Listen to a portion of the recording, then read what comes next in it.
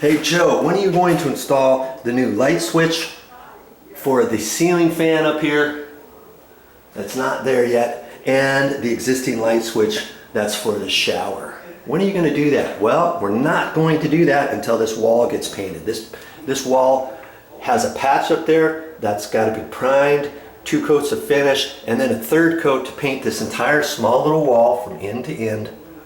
Okay, then is the time to install the light switches. Same thing for your ceiling fan.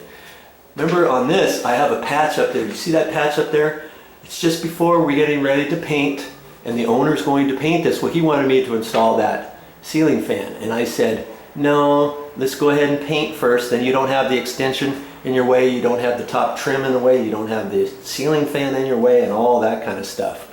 You know, now is the time to do the painting. After all the painting gets done, I'll be back to install the ceiling fan. Well, that's all I got for this time, but I'll be back with more videos.